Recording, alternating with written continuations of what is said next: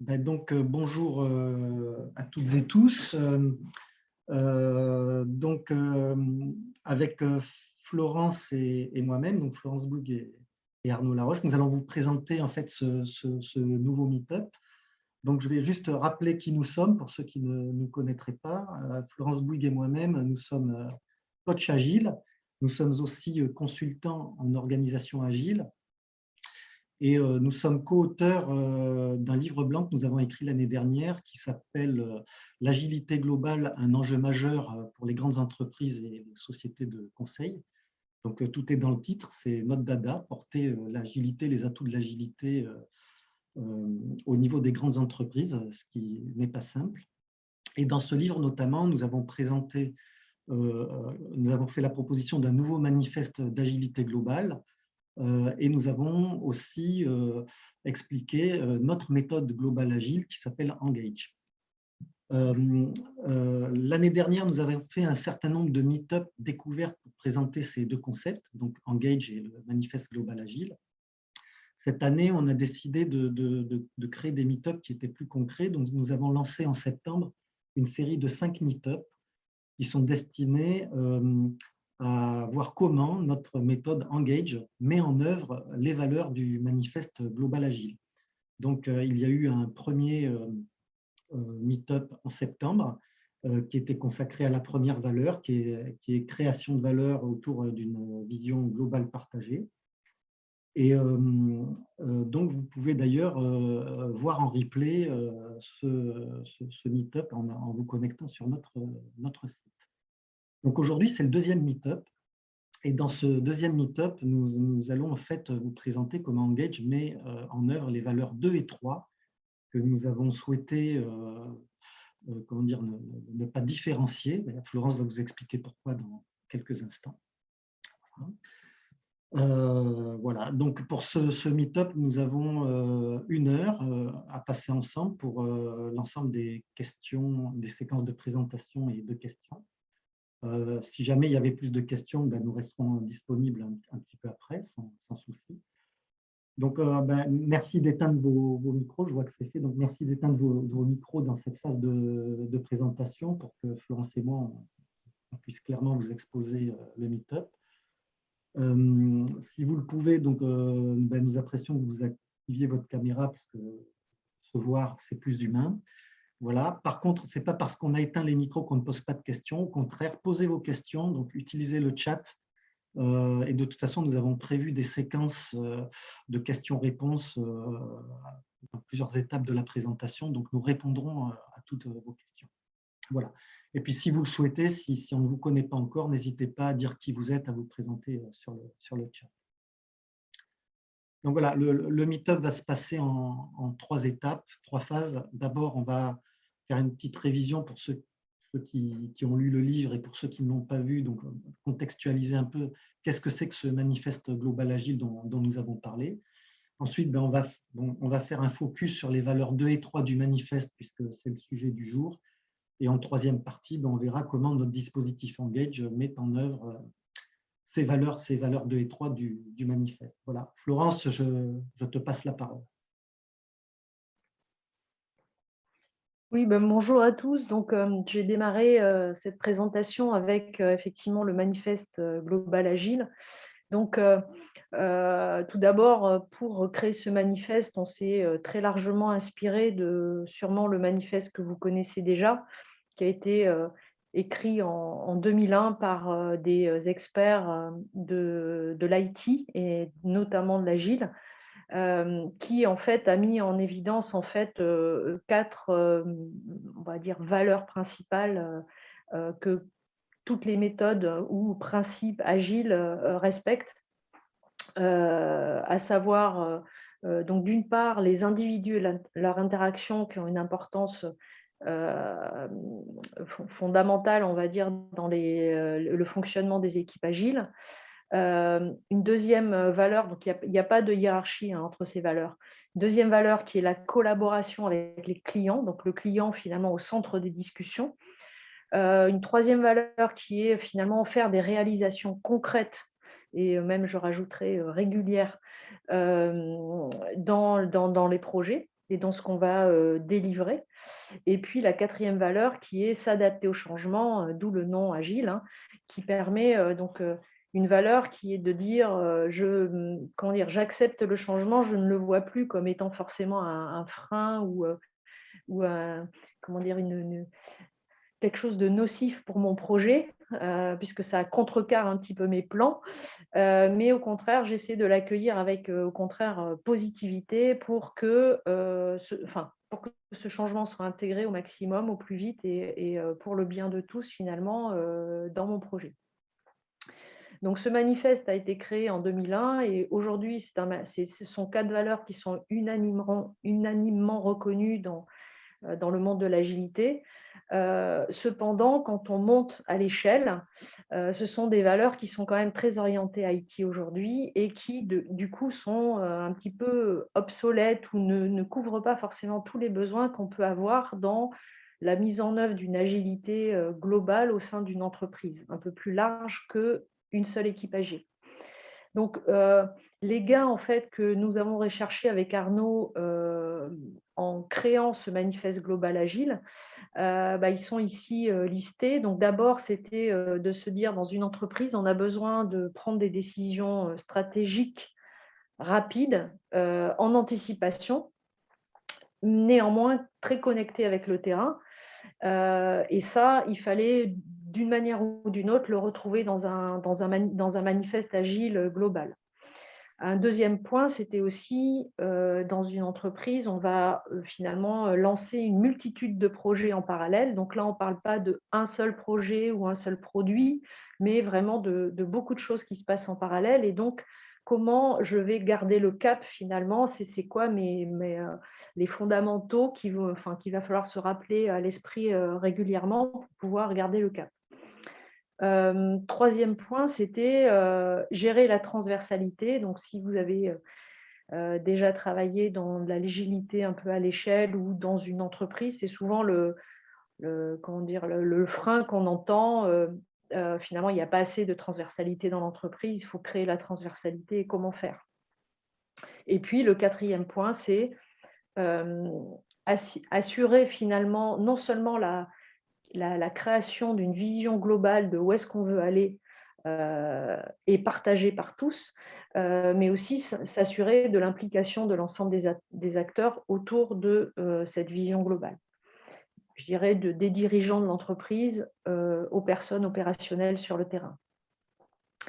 Deux autres points qui sont un petit peu connexes, mais qui sont néanmoins importants, c'est que dans une entreprise, on va essayer de combiner les temps très courts, hein. Je réalise et je produis des choses rapidement, je m'adapte aux changements rapidement, mais aussi les temps très longs d'anticipation et de stratégie long terme. Et puis aussi, on va vouloir à un moment donné limiter, quand ils ne sont pas orientés création de valeur, les ambitions individuelles ou les enjeux individuels au profit des enjeux communs et des objectifs communs de l'entreprise. Donc ce sont, on va dire, tous ces gains recherchés qui nous ont amenés à créer un nouveau manifeste, qui est celui-là, donc qui est présenté de la même manière, je dirais, que le manifeste Agile 2001, qui est orienté IT. Celui-là est plutôt orienté, en tout cas de notre point de vue, pour la direction d'une entreprise agile, est composé de 5 valeurs. Donc la première valeur, donc, comme disait Arnaud, qu'on a traité dans le meet-up précédent, c'est que effectivement, on parle bien de création de valeur pour le client, donc toujours une orientation client, mais autour d'une vision globale partagée par tous, une vision globale qui a été construite donc en amont et portée par l'entreprise tout entière. Donc ça, c'est la première valeur. La deuxième valeur et la troisième valeur, on va en parler aujourd'hui, donc je les passe rapidement. On a une deuxième valeur qui est reprise complètement du manifeste 2001, qui est les individus et leur interaction doivent être au centre finalement de nos actions et de nos préoccupations. Et la troisième valeur du manifeste, qui est finalement à peu près la même valeur, mais généralisée à la notion de chaque composante de l'organisation et du fait qu'elle soit bien responsabilisée, chacune à son niveau, dans l'entreprise. La quatrième valeur de ce manifeste porte sur une généralisation donc, des résultats concrets produits par chaque composante de l'organisation et dont on vérifie la valeur ajoutée ou la création de valeur, toujours dans l'entreprise. Donc, on va essayer d'orienter, même chose, toutes nos organisations et notre travail de sorte à produire des résultats concrets régulièrement à tous les niveaux.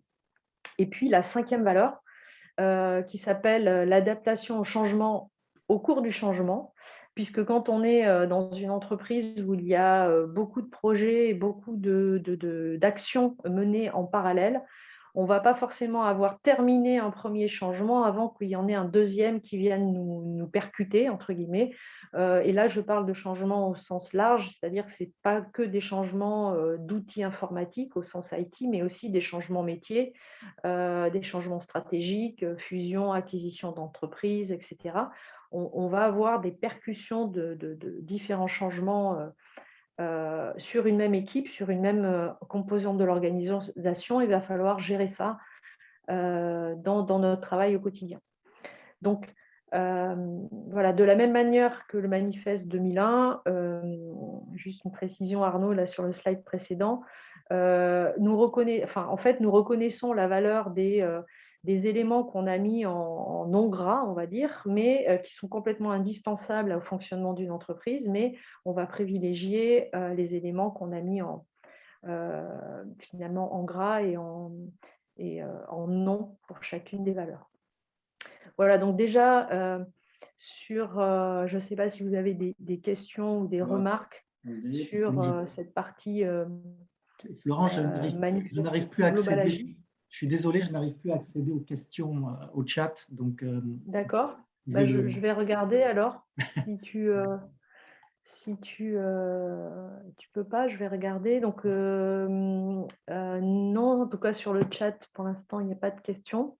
Voilà, alors moi j'en ai une par ailleurs. C'était. Oui. Attends, excuse-moi. J'essaie de rétablir. Voilà. Bon, Votre présentateur. Oui. Donc en fait, la question c'était est-ce qu'on peut appliquer à la fois le manifeste Global Agile et le manifeste Agile 2001 ou est-ce que c'est contradictoire? Voilà. Donc, voilà, tu veux que je réponde à la question? Oui, vas-y, réponds.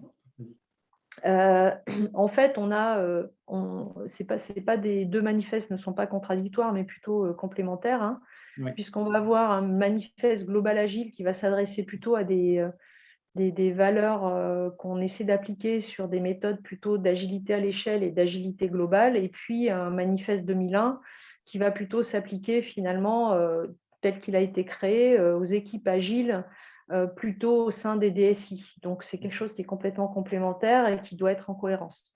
D'accord. J'ai pas d'autres.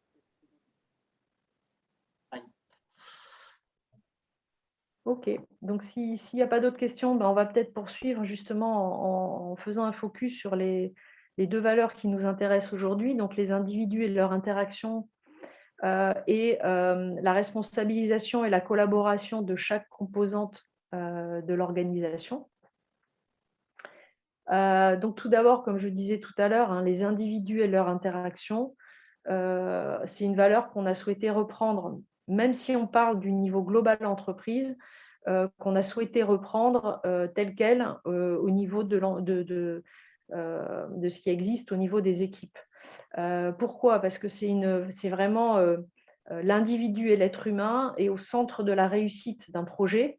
Ça, je dirais que c'est une valeur très très forte de l'agile.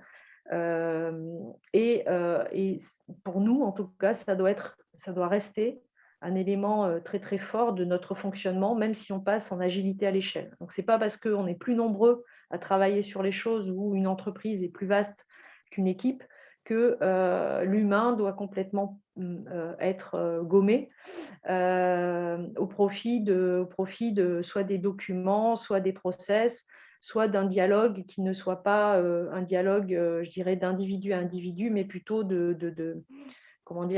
service à service.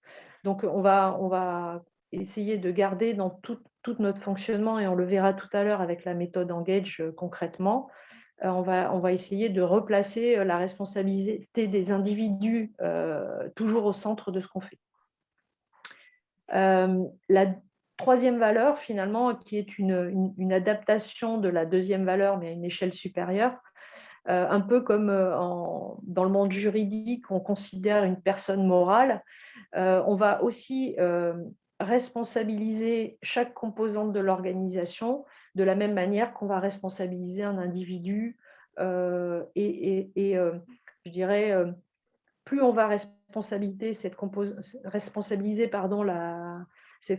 de l'organisation, plus elle va être claire dans ses objectifs, dans ce qu'elle doit produire et dans ce qu'elle doit aussi attendre des autres, puisque la responsabilité des autres doit être aussi clarifiée. Donc, pour respecter, entre guillemets, cette valeur, numéro 3, on va devoir évidemment clarifier les rôles et responsabilités des différentes composantes de l'organisation, comme on doit définir les rôles et responsabilités de chaque individu à l'intérieur d'une équipe. Voilà, donc c'est comme ça que je décrirai en fait ces deux valeurs. Et si on reprend la liste des gains recherchés que j'ai cités tout à l'heure, ben on va retrouver en fait finalement ces deux valeurs qui vont contribuer à l'ensemble de ces gains. On le précisera, même chose tout à l'heure avec Engage, qui est une des méthodes concrètes pour arriver à mettre en place ces valeurs. Mais si je prends la transversalité dans l'organisation va par exemple être liée finalement au dialogue et à la communication qu'il va y avoir entre les individus des différentes équipes. Et c'est bien, on va favoriser finalement le dialogue entre équipes plutôt que de favoriser une équipe qui parle à son hiérarchique, qui parle lui-même à son hiérarchique, puis l'information qui redescend par la deuxième voie hiérarchique pour arriver à la deuxième équipe. Donc, si on veut respecter en fait cette troisième valeur, on va complètement favoriser des liens transverses et des dialogues transverses et aussi des prises de décision transverses entre les équipes, plutôt que d'obliger à utiliser un canal hiérarchique pour prendre des décisions. Enfin, voilà, si je veux être très, très concret. Je vais prendre peut-être un deuxième exemple. Quand on parle de prendre des décisions stratégiques rapides, anticipatives et correctives connectées au terrain, on va aussi avoir, par exemple, des modes de fonctionnement qui vont favoriser le dirigeant d'entreprise, qui va lui-même présenter sa stratégie et sa vision au sein des équipes de manière personnelle. En fait, ce n'est pas un document qu'on va retransmettre et qu'on va diffuser et qu'on va imprimer et qu'on va donner sur les bureaux des équipes, par exemple. Très concrètement, l'interaction entre les individus, ça favorisé, soit sous forme de séminaires, soit sous forme comme je disais, de réunions ou de passage, de visite finalement d'un dirigeant dans les équipes.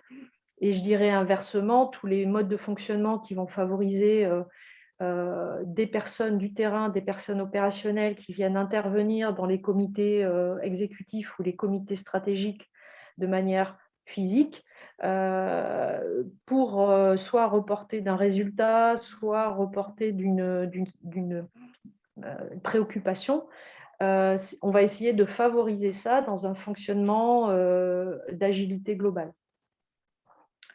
Voilà, donc c'est deux exemples, par exemple, que je peux citer pour parler de ces deux valeurs à respecter dans le cadre d'un fonctionnement agile global. Donc, même chose, est-ce que vous avez des questions, des remarques ou des choses à compléter ou qui n'ont pas été claires forcément dans ce que je vous ai raconté?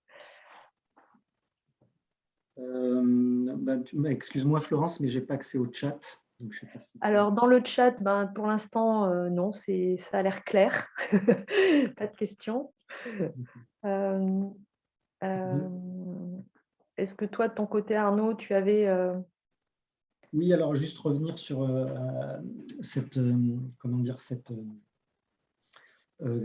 cette analogie entre les composantes de l'organisation et les individus. Donc, en fait, si je comprends bien, enfin, c'était la question, c'était on traite vraiment, en fait, finalement, on doit traiter en agilité globale les composantes de l'organisation vraiment comme si elles étaient des individus. Oui, Et, c'est ça. Enfin, en fait, c'est l'idée. C'est-à-dire que comme en individu, on va clarifier les rôles et responsabilités. Et je dirais comme un individu dans une équipe, on va favoriser une représentation de la composante qui va elle-même dialoguer avec une autre composante de l'organisation, sans, comme je disais tout à l'heure, sans forcément passer par les niveaux hiérarchiques ou par des documents écrits, et intervenir de manière plus directe auprès des gens avec qui on a besoin de collaborer. d'accord, très bien. Pas d'autres questions de mon côté. OK. On passe à la suite. Donc, on peut passer peut-être à la partie suivante. Et puis, du coup, Arnaud, je te laisse Merci. continuer. Merci. Donc, justement, là, on va aborder la troisième partie. On a bien compris finalement comment se situait le manifeste global agile et finalement, on a eu un focus sur les deuxième et troisième valeurs du manifeste global agile. Et maintenant, donc, on va essayer de voir comment Engage, qui est donc une méthode globale agile, la première pour l'instant sur le marché, mais comme on le dit, il y en aura peut-être d'autres, mais on va voir comment cette méthode Engage met en œuvre ces deux valeurs du manifeste global agile. Donc, en fait, pour resituer un petit peu le dispositif Engage, on va brièvement revenir dessus, mais encore une fois, tout est expliqué dans le livre blanc, hein, donc n'hésitez pas à aller, si vous ne l'avez pas fait, à aller télécharger le livre blanc où on vous explique en détail le fonctionnement de la méthode, mais on va dire qu'on va retrouver 4 fondamentaux dans Engage qui permettent en fait de mettre en œuvre ces deux valeurs du manifeste. Donc, je rappelle la valeur 2, les individus et leurs interactions, et la valeur 3, la responsabilisation et la collaboration de chaque composante de l'organisation. Donc, on va voir en fait que ces 4 fondamentaux, c'est premièrement l'équipe, ensuite le maillage entre ces équipes, les événements qui gèrent la vie de ces équipes et le backlog unifié finalement du dispositif Engage. Donc en fait, un petit rappel, Engage se structure en 3 niveaux de responsabilité pour traiter les enjeux majeurs de l'entreprise. Donc on a un dispositif qui est piloté par les ambitions, qui est relayé par les projets et qui est mis en œuvre par les solutions. Et au niveau de ces, finalement, dans ces 3 niveaux, on va retrouver des équipes agiles. Alors, pour que ce soit plus clair, je vais vous donner un exemple. Voilà, là, on est dans une société qui, au niveau de son niveau ambition, a une équipe. Donc, en fait, on pourrait dire que l'équipe ambition, ça pourrait être l'équivalent d'un COMEX agile, quelque part. Voilà. Donc, au niveau ambition, on va avoir une équipe. Cette équipe ambition, elle a défini un certain nombre de sujets stratégiques et on va dire qu'il y en a 2 qu'elle lance et donc elle va lancer des projets stratégiques. Donc on va avoir le projet 1 qui s'appelle appliquer les normes européennes et un projet 2, cloud ou pas cloud. Et en fait, ces 2 projets vont être, chacun de ces 2 projets va constituer aussi, va être porté par une équipe agile. Et au niveau de la solution d'entreprise, ce dont on a parlé des solutions d'entreprise, donc au niveau solution, là, on a plusieurs solutions qui sont la solution RH, la solution DSI, la solution finance, la solution achat. Et chacune de ces solutions va être aussi portée par une équipe agile. Donc, qu'est-ce qu'une équipe agile dans le dispositif Engage? C'est vraiment une équipe, on va dire que c'est très, très hérité de ce qu'on fait dans Scrum. Donc, en fait, on va dire qu'on reprend globalement les fonctionnements de Scrum, mais en les généralisant à des métiers qui ne sont pas IT. Et pour des raisons de compréhension, je dirais, pour tout public n'étant pas forcément versé dans les dialectes de l'agilité, on a donné des noms un peu plus intelligibles et français pour définir quels étaient les rôles de ces équipes. Donc, en fait, dans chaque équipe Engage, on va retrouver un propriétaire qui correspond au PO dans l'équipe Scrum, des contributeurs et un facilitateur. Donc, en fait, si on essaye de voir comment en fait, on met en œuvre nos valeurs, ben, déjà la seconde valeur, donc les individus et leurs interactions, ben, il apparaît évident que les premiers impactés dans l'équipe agile, ben, ça va être les contributeurs, hein, puisque au sein de chaque équipe, les contributeurs vont fonctionner un petit peu comme une équipe Scrum, c'est-à-dire que ça va être une équipe de gens qui sont autonomes et qui n'attendent pas en fait d'instructions dans le comment faire d'un chef de projet. Il n'y a pas de chef de projet. C'est-à-dire, en fait, le comment faire, comment on fait les choses, ce sont les contributeurs qui s'auto-organisent et qui décident d'un commun accord comment ils vont faire les choses. Donc là, forcément, ça ne peut fonctionner que s'il y a une très très bonne interaction entre chaque individu de l'équipe contributeur. Ensuite, on a vu qu'il y avait le facilitateur, et le facilitateur est très, très important dans le respect de cette seconde valeur, parce que si jamais, effectivement, à un moment donné, au sein des contributeurs, par exemple, il y a une défaillance des interactions, c'est le rôle du facilitateur de veiller à ce que cette interaction soit remise en état. Le facilitateur, il a deux rôles en général, hein. C'est à la fois un garant de la méthode et c'est aussi un animateur. Donc, en tant que garant, il va quand même vérifier et être, comment dire, vigilant sur le fait que l'interaction entre les individus, entre les contributeurs fonctionne bien. Et si ce n'est pas le cas, ben, il va devoir éventuellement porter des actions pour corriger ces problèmes. Et c'est aussi un animateur d'événements, on y reviendra après, il y a un certain nombre d'événements qui ont lieu dans la vie d'une équipe, et ces événements, en fait, orchestrent les interactions. Donc, c'est le facilitateur qui va orchestrer à travers ces événements les interactions entre les contributeurs. Enfin, le propriétaire, il a un rôle aussi, parce que le propriétaire, déjà, doit veiller à endosser le rôle du propriétaire, qui est quelqu'un qui va organiser son backlog, qui va prioriser, je dirais, les sujets à mener, apporter la vision. Et en cela, c'est lui qui décide. Par contre, lui ne se comporte pas comme un chef de projet, c'est-à-dire qu'il ne va pas donner d'instructions aux contributeurs pour leur dire comment il faut faire, quand il faut faire, etc. Les contributeurs s'auto-organisent là-dessus. Donc le PO a cette responsabilité d'endosser son rôle de PO et de ne pas se comporter comme un chef de projet, ce qui viendrait casser quelque part cette fluidité dans l'interaction. Après aussi, je tiens à dire qu'il ne faut pas que les contributeurs mettent le PO dans une position de chef de projet. C'est ce qu'on retrouve des fois parce que, je dirais, ce sont de vieux réflexes. Et donc, là, encore une fois, le facilitateur va devoir veiller à ce que chacun reste dans son rôle. Ensuite, le propriétaire, lui aussi, doit interagir. Il doit interagir parce que, en fait, il y a vraiment une interaction entre le propriétaire et les contributeurs. Le propriétaire, encore une fois, décide de qu'est-ce qu'on fait et dans quel ordre, et les contributeurs décident comment. Donc, en fait, pour que tout cela se passe bien, on est tous dans le même bateau et il faut une interaction solide entre le propriétaire et les contributeurs. Donc, un sujet connexe, mais important, on le rappelle ici, c'est le présentiel.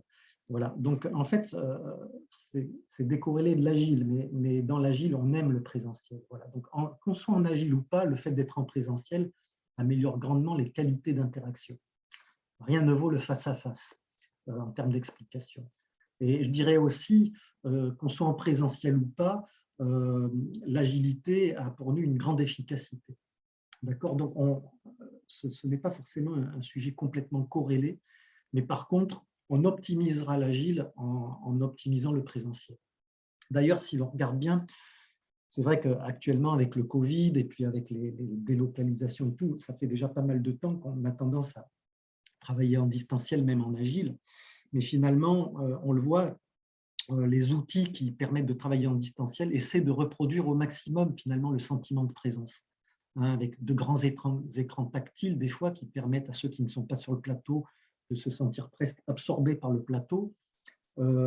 La pratique du toc-toc, où on fait toc-toc sur l'écran pour simplement signaler à ceux qui sont sur le plateau qu'on est là et éventuellement échanger presque en face à face. Et puis tous ces systèmes de salles virtuelles ouvertes en permanence qui vraiment essaient de reproduire, de connecter les gens un petit peu de façon continue, comme si on était en plateau. Donc voilà, on ne va pas s'étendre plus sur ce sujet, mais c'est un sujet important et qui a son importance, une grande importance finalement dans l'interaction entre les individus. Arnaud, Oui, je t'interromps, il y a une question sur oui, le chat, je pense que c'est oui, peut-être important qu'on la traite maintenant. oui, bien sûr. La question c'est pourquoi avoir redéfini un framework si finalement le framework est basé sur Scrum ou applique un maximum, on va dire, de principes Scrum. Alors justement, on va rentrer dans une partie, notamment le maillage, où on va voir que en fait, notre framework contient Scrum, c'est-à-dire utilise, on va dire, Scrum, mais on va voir qu'on l'adapte. On l'adapte, c'est-à-dire par exemple, au niveau ambition, on ne va pas faire des daily meetings, mais on va peut-être faire des weekly meetings. Voilà. Donc, mais finalement, en fait, simplement ce qu'on dit, on propose un framework dans lequel il y a des équipes agiles et ces équipes agiles fonctionnent comme Scrum. Mais Scrum ne dit pas du tout ensuite comment interagissent ces équipes. Et en fait, notre framework, c'est ça aussi, c'est vraiment apporte tout ça, c'est comment toutes ces équipes, finalement, qui dans Scrum sont séparées, comment est-ce qu'elles vont pouvoir s'organiser entre elles pour partager la même vision. Et puis, en fait, on va voir finalement qu'entre l'équipe ambition, les équipes projet et les équipes solutions, elles n'ont pas le même rôle. L'équipe ambition, elle va être la garante de la vision et c'est elle qui va décider le quoi au niveau stratégique. Les équipes solutions vont faire fonctionner les solutions de l'entreprise qui existaient déjà avant, de toute façon, même quand elles n'étaient pas en agile. Et les équipes projets qui, elles, sont éphémères et non une durée de vie qui est liée finalement au projet qu'elles portent de changement, euh, elles vont faire le lien entre l'ambition et la solution pour finalement permettre à la solution d'évoluer vers une solution cible. Voilà. Mais finalement, je dirais ces équipes agiles ne sont qu'un morceau du framework et on va repasser d'ailleurs à travers notre sujet d'autres éléments du framework qui montrent que le framework ne se résume pas à ces équipes agiles qui ressemblent à des équipes Scrum. Florence, est-ce que tu aurais un complément par rapport à ma réponse? Oui, j'avais un petit complément. Ce que moi je constate dans mon coaching agile, on va dire, au quotidien, c'est que quand on utilise une méthode comme Scrum ou même Safe, hein, ou d'autres méthodes Kanban, par exemple, agile, ce sont des méthodes ou des solutions qui sont très orientées dans la tête des gens informatiques, IT. Oui, Donc, avec, on va dire, ce framework le manifeste d'agilité globale, nous, ce qu'on voulait, c'est sortir du monde de l'IT pour faire bénéficier de l'agilité finalement, soit au métier, soit à d'autres métiers qui ne sont pas les métiers de l'IT, soit à toute l'entreprise. C'est notre ambition à nous. oui, Donc, l'idée, c'était, alors déjà, comme vient de le dire Arnaud, les méthodes actuelles conçues pour de l'IT ne sont pas forcément adaptables telles quelles, finalement, à une échelle supérieure de l'entreprise. Et d'autre part, les entreprises, les métiers ou les dirigeants, par exemple, ne se sentent pas concernés quand on parle d'une méthode de l'informatique. Donc, c'était important pour nous de sortir de cette connotation informatique pour ces deux raisons-là. Donc, c'est aussi pour ça qu'on on en est arrivé avec notre expérience terrain qui, finalement, en tant que coach, mélange un certain nombre de méthodes qui existent déjà à un framework qui était lui aussi, finalement, parce que rien ne se crée, tout se transforme, qui était on lui est dans la aussi, philosophie. évidemment, une prolongation des pratiques agiles qu'on trouvait très, très importantes et efficaces sur le terrain, et notamment celle de Scrum. Tout à fait. Vous n'avez pas peur que ça soit trop, rigide justement? Parce que Scrum, il permet quand même un peu de souplesse et rien n'est dit que dans le Scrum Guide que, Scrum doit être utilisé que pour l'IT. Finalement, c'est pour des produits complexes, quel que soit le produit justement, même s'il est pas ici. Enfin, par exemple, chez nous, on utilise même Scrum, dans les métiers du commerce, par exemple. Donc finalement, on arrive à se débrouiller avec Scrum sans pour autant être dans la partie IT. Alors, oui, c'est vrai ce que vous dites, mais en fait, si vous regardez si vous regardez le manifeste Agile 2001 et même le Scrum Guide, ils sont quand même très, très orientés produits informatiques. Après, effectivement, on s'est dit pourquoi se limiter à l'informatique puisque c'est adaptable à autre chose. Et on va dire que sur des petites équipes autonomes, ça fonctionne très bien. Le problème, il commence à... Nous, notre ambition, c'est de dire, mais comment est-ce qu'on fait finalement pour agiliser toute C'est à l'entreprise l'échelle en fait, à l'échelle? plutôt. Exactement. Et ensuite, donc, ce que me dit pas Scrum, c'est comment on fait, parce que si on se retrouve avec 3000 personnes et on va dire 200 équipes de 6 à 7 personnes, enfin, je pense que mon calcul n'est pas bon, mais vous m'aurez compris. Euh, Derrière, bien entendu, il faut arriver à ce que tout ça se coordonne. Et notre sujet à nous, en fait, il est là. Nous, Scrum, on adore. C'est pour ça on a repris le modèle Scrum. Mais derrière, par exemple, comment est-ce qu'on va faire avec 200 équipes Scrum? Comment est-ce qu'on va pouvoir se coordonner autour d'une même vision? C'est là que ça devient difficile. C'est là que Scrum ne dit pas comment faire. Voilà, et il existe effectivement comme SAFe des méthodes d'agilité à l'échelle, mais qui sont quand même très orientées informatiques et qui sont quand même vite limitées aussi en taille, parce que finalement, vous prenez des trains SAFe, etc., au bout de 150 personnes, ça commence à être à l'usine à gaz. Mmh. Donc nous, on a voulu penser à un système qui permettait finalement à une entreprise de s'organiser à travers ces équipes agiles. Voilà. C'est ça notre sujet. Et là, c'est un peu ce qu'on va aborder, c'est comment on fait pour que ces équipes qui sont autonomes et qui travaillent très très bien dans leur coin arrivent à servir une ambition plus large, qui est l'ambition de l'entreprise. En fait. Est-ce que j'ai été clair? Oui, oui, oui, parfait, merci. Est-ce que vous partagez ce constat aussi, de dire on a besoin Heu d'aller plus loin? Oui, oui, il y a forcément besoin d'aller plus loin parce qu'effectivement les équipes Scrum, elles sont au maximum de 10 personnes. Enfin, ce que dit le Voilà. Scrum Guide, en tout cas, c'est de pas d'y passer 10, même si dans la réalité, on voit bien que des fois, ça peut dépasser 10. Oui. Et effectivement, l'interaction entre toutes ces équipes, parfois, est assez difficile. Après, il y a des frameworks aussi, d'agilité à l'échelle comme Spotify qui peuvent aussi résoudre, certains problèmes.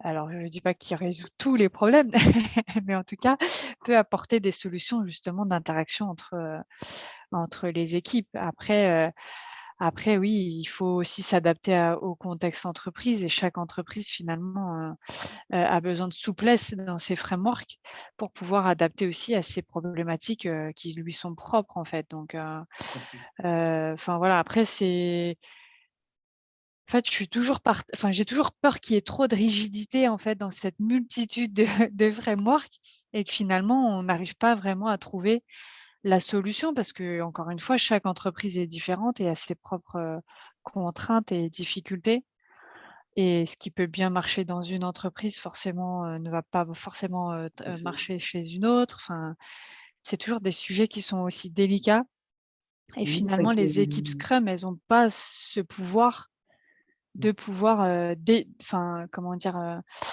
Instaurer, eux, ce qu'ils veulent et il y a forcément le top management aussi qui rentre dedans et qui va avoir son mot aussi à dire dans, l'organisation de ses équipes, quoi, donc Et c'est justement notre ambition, c'est qu'en fait, mmh, avec notre système, notre philosophie, c'est d'agiliser le top management. mmh mh, C'est de se dire, de toute façon, dans une grande entreprise, il faut des gens qui donnent le là, qui est la exactement, ouais. stratégie, Mmh. etc. Et c'est pour ça que notre équipe ambition, par exemple, c'est un COMEX. Mmh mh. Mais on veut les agiliser parce que le problème de l'agilité, c'est, puisque vous semblez avoir une expérience, vous avez dû vivre cette douleur-là, l'agilité Je suis s'arrête. Scrum Master en fait, hein, dans Voilà. plusieurs équipes Mais, pour le coup, donc c'est mais assez compliqué. Ouais. l'agilité, elle s'arrête là, elle s'arrête aux frontières de l'agilité. Mm. Et la plupart du temps, dans une grande entreprise, ça fonctionne très bien au sein de l'équipe agile. Les problèmes viennent de la connexion avec le monde qui n'est pas agile. Oui, après, il y a aussi les individus, hein, ce que vous disiez un peu plus tôt, Oui, c'est que si les individus ne croient pas aussi à oui, l'agilité, s'ils n'ont pas cet état d'esprit, c'est vous vrai. pouvez avoir le meilleur des frameworks, ça ne On marchera est bien pas. d'accord. On est bien d'accord. Et c'est Et c'est pour ça ça qui est que surtout compliqué, je trouve, aujourd'hui, c'est que effectivement, l'agilité, ça se répand de plus en plus, mais il y a quand même un état d'esprit et si les gens veulent pas y aller, ils iront pas dans tous les cas, hein. on est bien d'accord. Après, c'est un vaste sujet qui Et dépasse oui, oui, aujourd'hui c'est notre on cas, mais s'écarte un peu de votre sujet à vous, on pour le partage, non, coup. mais on partage complètement les choses. Et de toute façon, c'est pour ça que nous, on a tenu à créer un manifeste global agile parce qu'à un moment donné, le framework, ça peut être bien, mais le nôtre s'adapte beaucoup. Je ne sais pas si vous avez lu notre livre blanc, on peut Non, pas du tout, je savais pas que vous voilà, en ben, aviez en fait, hein, pour je être, vous amène à, honnête. non, non, non, mais on n'a pas, mais vraiment, on explique tout ça justement, et je pense qu'on apporte justement beaucoup de souplesse. On peut faire un petit peu ce qu'on veut, et le but, c'est vraiment d'arriver à agiliser et surtout d'instaurer cette philosophie globale agile dans toute l'entreprise, parce que vous venez de le dire, le framework, tout ça, ça ne marche pas si tout le monde n'adopte pas la philosophie. Donc, Mm. c'est pour ça qu'on a un manifeste global agile et que finalement Engage est une application de ce manifeste global agile. Enfin, c'est notre version, c'est notre façon à nous de l'adapter en grande entreprise. Donc, de toute façon, on aura un petit peu de temps après, donc si vous voulez redévelopper des sujets, mais pour des raisons d'horaire, je vous Oui, bien propose sûr. voilà, mais on est tout à fait en phase avec Florence, avec ce que vous avez dit. Donc, justement, comment est-ce que on va partir de nos équipes Scrum? Finalement, ce sont des équipes Scrum adaptées. Finalement, on va avoir dans notre dispositif un maillage un maillage des rôles entre les 3 niveaux de responsabilité. Et c'est ce maillage en fait qui va permettre d'appliquer cette 3e valeur, c'est-à-dire la responsabilisation et la collaboration de chaque composante de l'organisation. Donc, on va partir sur un exemple, mais on le voit sur notre schéma là, à droite du slide. En fait, ce sont les propriétaires qui assument le maillage de l'organisation. Donc, un propriétaire d'une équipe projet est obligatoirement contributeur ambition. Un propriétaire solution est obligatoirement aussi contributeur ambition. Et un propriétaire solution est obligatoirement contributeur dans les projets qui impactent sa solution. Alors, je vais donner un exemple parce que là, ce n'est pas forcément intelligible. Je reviens sur notre exemple de tout à l'heure. En fait, on avait 2 projets. Hein. Le projet 1, appliquer les normes européennes, et le projet 2, cloud ou pas cloud. Ces 2 projets, pour ces 2 projets, on a constitué 2 équipes agiles. Donc, ces 2 équipes agiles ont chacune leur propriétaire. Donc, on a un propriétaire sur le projet 1 et le propriétaire sur le projet 2. Et bien, ces 2 propriétaires sont contributeurs dans l'équipe ambition. Ensuite, si on prend l'exemple du projet 1. Le projet 1 impacte 3 solutions. Le projet 1 impacte la solution RH, la solution DSI et la solution finance. Donc, du coup, les propriétaires RH, propriétaires DSI et propriétaires finance vont être contributeurs dans le projet 1. Voilà. Donc, on voit bien finalement comment, à travers ce maillage, les différents niveaux et les différentes composantes de l'organisation vont pouvoir collaborer entre elles. Parce que finalement, il y a des rôles qui appartiennent à plusieurs structures. Et donc, il y a ce sentiment d'appartenance à plusieurs structures qui crée le maillage et qui doit créer finalement les conditions d'une collaboration entre les entités de l'organisation. Donc, c'est le maillage qui assure la responsabilité et la collaboration finalement de chaque composante de l'organisation. Et on revient sur un sujet que vous avez abordé tout à l'heure, justement, il remplace les processus hiérarchiques, notamment pour la prise de décision et la gestion de conflits. La collaboration de chaque composante de l'organisation donc passe par l'application de la 2e valeur, puisque finalement, par ce maillage, ce sont des individus qui vont porter comment dire, la responsabilisation et la collaboration de chaque composante de l'organisation. Donc, par exemple, si effectivement, on le voit bien, si dans l'équipe contributeur ambition, il n'y a pas cette interaction, les propriétaires projets, les propriétaires solutions vont pas pouvoir interagir et ne vont pas pouvoir porter la responsabilisation et la collaboration de leurs composantes à eux dans l'organisation. Donc, finalement, pour ça qu'on les a liés aussi quand on a voulu présenter ce meet-up. Sans deuxième valeur, il n'y a pas de troisième valeur.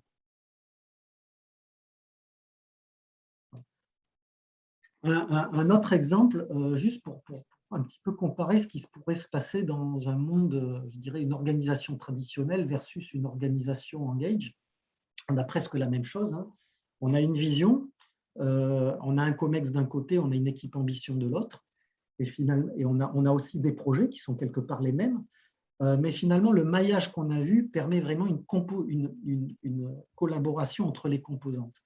Donc, on l'a vu, le fait que les propriétaires projets appartiennent à l'équipe ambition, à l'équipe contributeur ambition, et bien effectivement, il y a un dialogue permanent entre l'équipe ambition et chacun des projets. Ce qu'on n'a pas abordé, c'est aussi le fait que les projets, de façon transverse, en fait, peuvent avoir des interactions.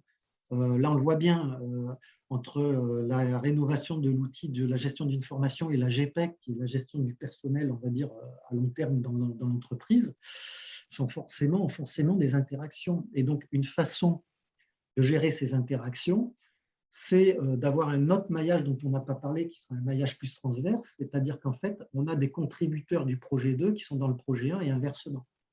Donc finalement, en ayant en fait des contributeurs qui sont à la fois contributeurs projet 1 et contributeurs projet 2, à chaque fois qu'il y aura de l'interaction au niveau des contributeurs d'un des projets, on aura les sujets de l'autre projet qui seront aussi portés au sein du projet. Voilà. Est-ce que ça veut dire que ces projets, ils sont assez haut niveau finalement? Ils sont très haut niveau, c'est exactement ça. Là, on est dans une logique où l'équipe ambition, c'est de la stratégie d'entreprise. Et elle va avoir des ambitions, et pour répondre à ces ambitions, l'entreprise va lancer des projets qui sont des projets d'entreprise. D'accord ? Mais du coup, les personnes du COMEX, finalement, elles sont plus partie prenante des projets que propriétaires, non? Ben, en fait, oui, mais dans le COMEX, dans les contributeurs, on ne va pas trouver que des propriétaires projets. On va trouver des membres du COMEX qui sont placés au niveau. Mais par contre, ce qu'on dit, nous, c'est qu'on veut faire monter les responsables projets, qui sont quand même déjà des projets de haut niveau. Hein, donc, on ne met pas n'importe qui à la tête de ces projets non plus. Ce sont déjà des gens qui ont une feuille de route, on va dire. Et simplement, on veut finalement que ces propriétaires projets côtoient les membres du COMEX de façon régulière, afin qu'il y ait vraiment un lien aussi entre les hautes sphères et ce qui se passe sur le terrain, si vous voulez. D'accord ? Et Sauf donc, que il y a les vraiment équipes… une interaction entre les hautes sphères et ce qui se passe sur le terrain. C'est ça qu'on veut. Et c'est ça qu'on n'a pas. Vous voyez, sur l'exemple de gauche, on a bien le COMEX qui a sa vision, et puis finalement, c'est ce qui se passe sur le terrain. Les projets se créent, constituent leur propre vision, et on va avoir finalement des visions qui vont finir par être décorrélées, qui vont même des fois se combattre, alors qu'il faudrait que ce soit la même vision. Et c'est ce qu'on essaye de faire avec Engage, c'est d'avoir une vision globale partagée qui va permettre une interaction et une collaboration et une responsabilisation de toutes les composantes dans une même vision partagée. C'est clair ? Oui. Après, dans la réalité, est-ce que réellement, les membres du COMEX ont le temps d'être propriétaires de projets? Parce que Non, mais encore une fois, effectivement, il y a cette ambition-là, mais est-ce que réellement ça peut être appliqué? Encore une fois, ce ne sont pas les membres du COMEX qui sont forcément, et a priori non d'ailleurs, ce ne sont pas les membres du COMEX qui sont forcément propriétaires des projets. Simplement, on fait monter des propriétaires de projets dans l'équipe des contributeurs du COMEX. En fait, on brasse, on va avoir à un moment donné des temps pour une équipe où il n'y a pas que des gens du COMEX, en fait, et où on va on va faire se côtoyer des propriétaires projets, des propriétaires solutions avec des membres du COMEX. Vous comprenez la nuance? Oui, je comprends. Si on décrit les membres d'un COMEX classique, on va avoir le ou les dirigeants d'entreprise et puis ensuite on va avoir les directeurs finalement des grandes solutions de l'entreprise, un directeur financier, le directeur commercial, le directeur de la production, si je simplifie. Donc, en fait, les directeurs des solutions, des grands métiers de l'entreprise sont déjà au COMEX. Et aujourd'hui, ceux qui n'y sont pas, c'est ceux qui vont être responsables des grands projets de l'entreprise, les grands directeurs de programme ou des choses comme ça, où on va avoir des gens qui sont peut-être un peu plus opérationnels ou plus orientés projet, qui vont avoir la charge de ça et qui ne vont pas forcément être connectés au COMEX. Pardon.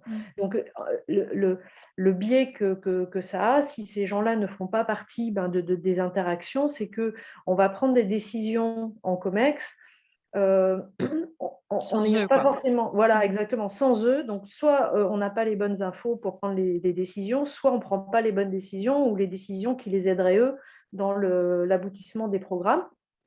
Et les programmes, parfois, dérivent, comme disait Arnaud, des ambitions vraiment du COMEX. Donc, en fait, c'est ça qu'on essaie de réconcilier. Voilà. Et ce que je dirais aussi, de manière peut-être un peu moins stratégique et un peu plus opérationnelle dans ce qui se passe aujourd'hui, c'est que on dissocie souvent des projets, par exemple, de transformation métier. On veut soit simplifier des processus métiers, soit au contraire les faire évoluer. Les métiers, par exemple, certains métiers qui sont des métiers de terrain vont évoluer en fait dans les savoir-faire, dans les compétences à demander aux personnes. Et puis, on va les décorréler, ces projets métiers, de projets de mise en œuvre d'outils informatiques. Ça, je pense que vous l'avez sûrement vécu dans votre expérience, où on va créer un projet de changement d'outils informatiques séparé du projet rénovation des process métiers. Et du coup, ça crée souvent de grosses divergences dans le résultat au final. Un outil qui ne correspond pas aux besoins ou des besoins métiers qui ne peuvent pas être réalisés à travers l'outil qu'on a choisi. Donc, l'idée aussi de placer un projet, de ne pas appeler projet tout et n'importe quoi. En gros, de appeler projet quelque chose qui est assez macro, relié à la stratégie d'entreprise et qui porte toutes les composantes. Donc là, par exemple, quand on dit je veux rénover la gestion des compétences, là, des emplois et des compétences, j'inclus dans mon projet finalement quels sont les emplois et compétences de demain et aussi quels sont les outils de demain pour gérer ces emplois et ces compétences. Donc en fait, dans mon projet, j'ai tout. Après, je peux éventuellement le décliner en sous-projet, mais mes ambitions, elles sont bien les deux ensemble. Sinon, je vais diverger. Voilà. C'est aussi un peu l'idée de replacer le projet au bon endroit et ne pas appeler, on va dire, des changements d'outils, enfin uniquement les changements d'outils, de les appeler projets. Voilà. Ma petite. Très bien, merci Florence. On va continuer. Oui, alors, donc, dernier fondamental, ce sont les événements Engage. Donc, encore une fois, nous, on n'a pas réinventé la roue à ce niveau-là. On s'est beaucoup inspiré de ce qui se fait sur Scrum. On a remis encore une fois un vocabulaire intelligible, même des noms agilistes, pour qu'on puisse comprendre finalement au nom de l'événement ce que ça peut être. Donc, planifier, ce qui correspond à un sprint planning. Raffiner le périmètre, qui n'est pas un événement officiel de Scrum, mais que finalement, qui s'est quand même beaucoup généralisé. Piloter en équipe, qui correspond à un daily, sauf que nous, en fonction de la strate où on est, on ne va pas forcément le faire tous les jours. Améliorer, qui correspond à une rétro. Voilà, donc en fait, les événements planifiés, raffinés, démontrés vont être essentiellement là pour gérer les interactions entre le propriétaire et les contributeurs. Piloter en équipe et s'améliorer, ben, ça va être essentiellement pour les interactions entre contributeurs. Voilà. Donc, on le rappelle, hein, quand on avait parlé du du facilitateur. C'est lui qui anime ces événements-là, entre autres, et on voit bien que ces événements sont primordiaux finalement dans l'animation des interactions dans une équipe agile. Un petit focus particulier sur le démontré, donc l'équivalent de la démo. Je pense que dans le dispositif Engage, ça prend encore plus de puissance parce que finalement, comment dire, vont assister aux démos, par exemple d'un projet, éventuellement des membres du COMEX, le PO lui-même, les propriétaires des solutions qui sont impactées. Donc la démo dans l'environnement SAFe devient en fait un véritable outil de collaboration entre les différentes composantes de l'organisation. Voilà. C'est vraiment un moment d'échange où beaucoup de gens peuvent voir ce qui se fait ailleurs, ce qui les impacte, etc. Et donc, c'est vraiment encore plus puissant, je dirais, que quand la démo est cantonnée au périmètre élargi d'une équipe Scrum toute seule. Voilà. Oui, tu veux parler de l'environnement Engage. Peut-être tu as dit Safe, Oui. mais Oui, là, on est revenu dans Engage. Merci Florence. Voilà. Et enfin, on a notre backlog. Donc, en fait, ce qui est très intéressant sur notre backlog, c'est que comment il est constitué. On a vu qu'on avait donc un certain nombre d'équipes agiles, chacune avec leur propriétaire et donc chacune avec leur backlog. Et derrière, en fait, ce backlog, l'ensemble de ces backlogs constitue un backlog unifié qui finalement donne une vision globale de toutes les ambitions et de comment elles sont portées par les projets et de comment finalement elles se mettent en place au niveau des solutions.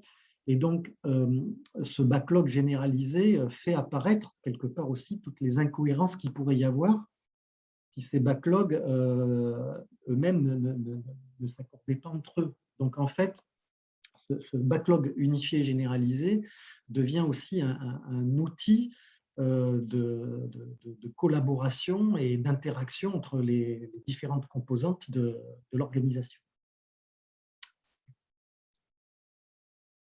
Donc, on a vu, donc voilà, on a fini le tour, hein, on a vu ces 4 fondamentaux, donc l'équipe avec ses rôles, le maillage, les événements et le backlog qui contribuent vraiment qui contribuent, qui permettent en Engage de mettre en œuvre les valeurs 2 et 3 du manifeste. Voilà. Y a-t-il de nouvelles questions par rapport à ce qu'on a vu, puisqu'on a terminé l'exposé? Florence, est-ce qu'il y a de nouvelles questions? Alors moi, j'ai une petite question, je suis désolée encore. Non, mais c'est très bien. Au niveau du backlog, en fait, du coup, il n'y a qu'un seul propriétaire du backlog ou il y a, du coup, c'est chaque propriétaire de chaque strate qui est propriétaire du backlog? Non, enfin, Florence, tu veux répondre ou j'y vais? Je peux peut-être répondre, en tout cas dans cette première partie de réponse. Donc non, c'est bien chaque propriétaire de chaque strate qui est responsable de son backlog et qui est responsable aussi de le décliner, en fait. Il contribue à une ambition, par exemple, un projet contribue à une ambition, aussi bien la responsabilité du projet de décliner en quoi, enfin, tout ce qu'il va produire et tous ces objectifs, finalement, quels sont tous ces objectifs qui vont permettre de contribuer à l'ambition. Donc, non, chaque propriétaire de chaque niveau de responsabilité décline son propre backlog, mais doit être en relation, doit être clair dans sa relation avec le projet qui lui a demandé un changement. Ça, c'est pour la partie solution. Et pour les projets, à quelles ambitions il contribue. Tout à fait. Ce qui fait partie de son mandat un petit peu, quoi. Mmh. En fait, à travers le maillage aussi, il va y avoir une obligation d'harmonisation parce que, par exemple, si je reprends cet exemple, donc on a le projet 1 et le projet 2 et à un moment donné, il y a une incohérence entre les deux backlogs. D'accord? Donc, où est-ce que ça va se régler à votre avis? Niveau ambition. Voilà, c'est-à-dire que le propriétaire projet 1 et le propriétaire projet 2 vont se retrouver à un moment donné contributeurs dans des événements de contribution de l'équipe ambition. Puis à un moment donné, le propriétaire Ambition ou d'autres membres, d'autres contributeurs de l'équipe Ambition vont dire « Ah, mais là, il y a une incohérence entre les deux backlogs. » Donc, derrière, ils vont se dire « Comment on fait ?» Et donc, en fait, c'est à ce moment-là qu'on va régler les éventuelles divergences et qu'on va essayer d'harmoniser les deux backlogs pour que finalement, on ait un backlog généralisé, unifié, qui, lui, soit cohérent. Et ça ne se voit pas sur cet exemple-là, mais si par hasard les deux projets touchaient une même solution, ça pourrait même se régler avant. C'est-à-dire que c'est là, pour le coup, la solution impactée va avoir deux demandes contradictoires de la part de deux projets différents et du coup va de fait essayer de gérer le conflit directement avec les projets sans remonter, ce qui est toujours plus coûteux en temps ou en délai, remonter à l'équipe Ambition et demander d'arbitrer des choses en Ambition, alors qu'on peut déjà peut-être les arbitrer en local, je dirais, entre solutions et projets.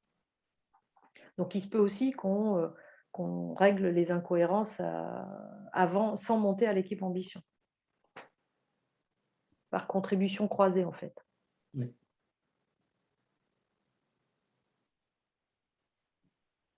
D'autres questions? Merci. Non, je n'ai plus de questions. Ok, bah écoutez, ça tombe bien parce qu'on arrive à 13h, 13h01. Peut-être en conclusion, déjà, merci beaucoup d'avoir assisté au Meetup. Vous pouvez retrouver, alors pas ce Meetup encore, mais il sera sûrement d'ici notre prochaine newsletter. On fera un petit résumé et il sera en ligne dans un mois à peu près. Vous pouvez nous retrouver sur notre site internet, www.engageglobalagile.fr. Vous allez retrouver pas mal d'éléments sur la méthode, les moyens de nous contacter.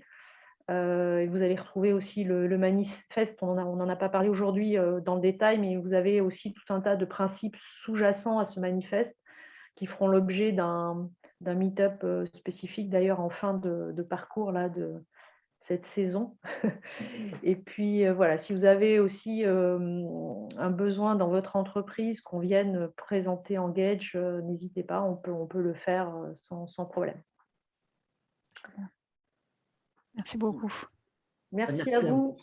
Merci. Très bonne journée. Bonne journée. Au revoir. Au revoir. Au revoir.